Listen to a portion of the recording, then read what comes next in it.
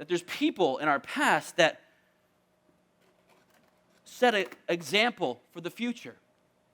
And this is kind of what we're talking about. When we want to find out how to live, we want to take the high points. Now, I guarantee you that there are some skunks in my family lineage. I met some of them. There are. We all have that too. But where do you go to when you want to learn how to be prosperous, how to honor God, how to live a life that can be honorable to God? This is what the chronicler is trying to convey. So here we go. The first 9 chapters. I said it, not verses, chapters of First Chronicles are genealogies. Genealogies are some of the hardest portions of Scripture to read. And a sermon on genealogy surely must rank alongside a root canal or a trip to the DMV. So I apologize ahead of time. However, God does not do anything in Scripture that is not tied to some purpose. First Chronicles chapter 1, verses 1 says this. It's just a list of names. Ready? Adam, Seth, Enosh, Kenan, Mahalalel, Jared, Enoch, Methuselah, Lamech, Noah, Noah's sons, Shem, Ham, and Japheth. And it goes on like this. I will not continue all of it. It could be a long sermon. What's interesting in that this genealogy starts with the first human being, Adam. When the writer of Chronicles includes Abraham, he goes past the reader, past Abraham to Adam. Now, many Israel genealogies just go back to Abraham. That's what they're concerned about. They want to make sure that they're connected to the man, Abraham. Now, Luke does this as well. Luke, the Gospel of Luke, takes Jesus' genealogy and goes right straight through Abraham back to the first Adam, because Jesus would be the second Adam. Okay? The chronicler wants to emphasize the unbroken chain that united those who returned from exile with the very beginning of God's plan. Beyond the first human being mentioned, the writer of First Chronicles emphasizes other portions of the lineage, such as the lineage of David, the great king. Chronicles 2:10 says this. There's a lot of names, so bear with me here. Judah's sons. Now, David was from the line of what? The tribe of Judah. Judah's sons. Onan, Shelah.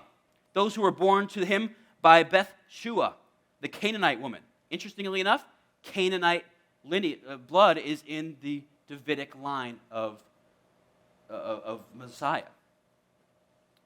Often. Judah's firstborn, was evil in the Lord's sight, so he put him to death. There's no commentary on that, by the way. It just says it. So something happened there. We don't really know what happened. So Judah's daughter-in-law, who was married to Tamar, bore Perez and Zerah to Judah?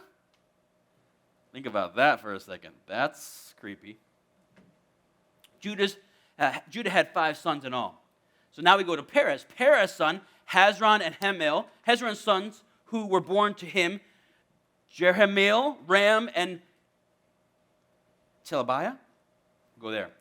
Ram fathered Abinadab, and Abinadab fathered Nahshon, a leader of Judah's descendants.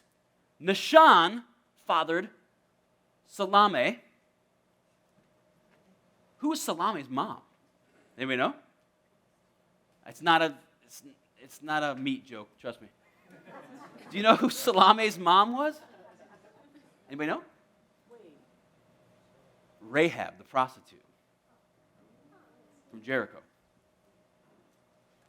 And Salome fathered Boaz. We know that name, right? Boaz fathered Obed. Who was Obed's mom? Ruth, a despised Moabitess. And Obed fathered Jesse. Jesse fathered Eliab, his firstborn. Abinadab, his born second. Shema, third. Nathaniel, fourth. Radai, fifth. Ozem, sixth. Oh, and then also David, the seventh. It's vitally important to understand that the bloodline of the great king that would also extend through David to the Messiah, Jesus Christ, is not a pure, righteous bloodline. There's some skunks in this bloodline.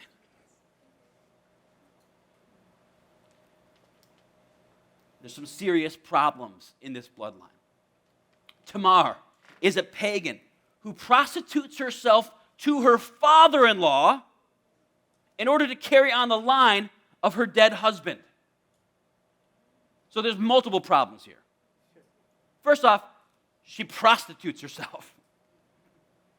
And her father-in-law buys into it, which means he's what? Finding prostitutes on the side.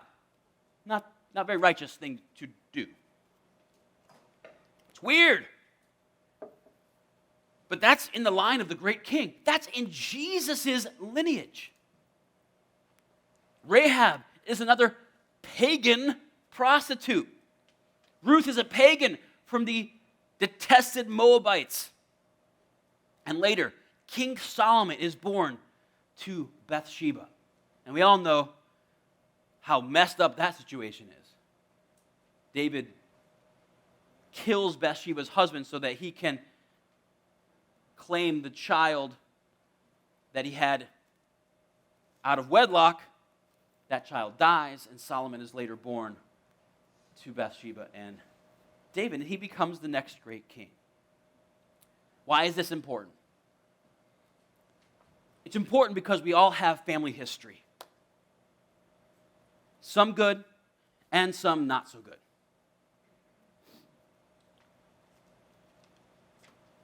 You may be your father's son, but you're not your father.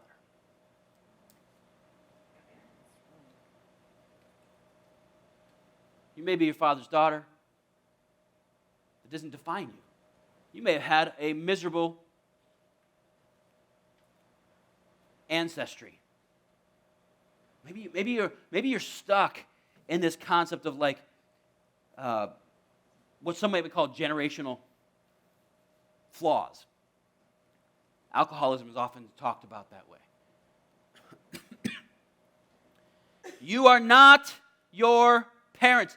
In fact, it's very well spelled out in Scripture that a person is not to be judged for the sins of his parents. We all have our own responsibility to live the life God calls us to. You're responsible for making your own good decisions. Your family history may help you on that path or hurt you. Ultimately, we must own our life choices. It's not until we own our life choices and stop passing the buck down our heritage line that we come to the realization that I need God's grace. And when I can receive God's love and grace, then I don't have to be held to the shackles of my family past. Own it. Your ancestors' bad choices don't have to define you. And your ancestors' good choices don't absolve you. I often when I'm talking to teenagers, I say, listen, just because your parents are good people doesn't mean you got a golden ticket. You can't rely on your parents' faith. It's got to be your faith. It's a one, somebody said, God has no grandchildren, just children. You can't be grandfathered in.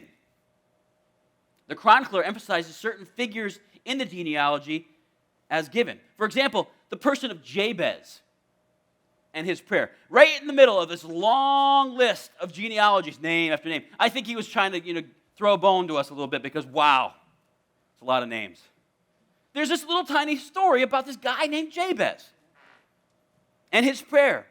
And it's singled out from the tribe of Judah as an example of faithfulness and in the favor of God. 1 Chronicles 4:10.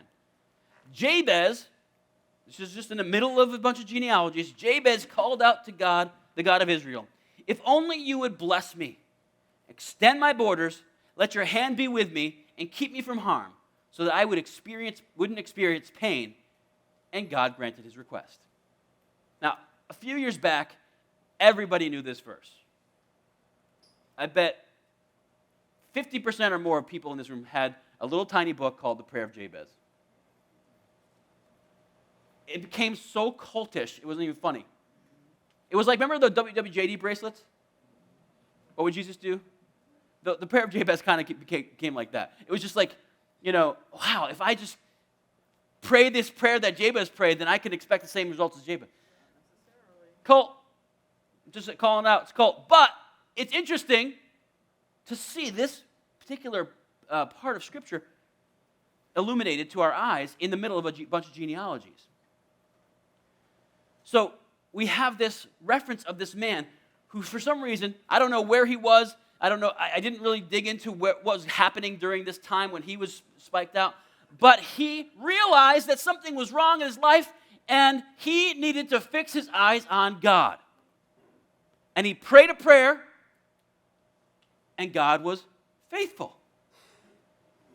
We see this all through Israel's history. They reject God. They go down a wrong path. They start worshiping other quote-unquote gods. And it doesn't go well for them. And then at some point in time, they realize what's going on, and they turn their hearts back to God, and God turns things around for them. Interesting. We'll get into that in a little bit.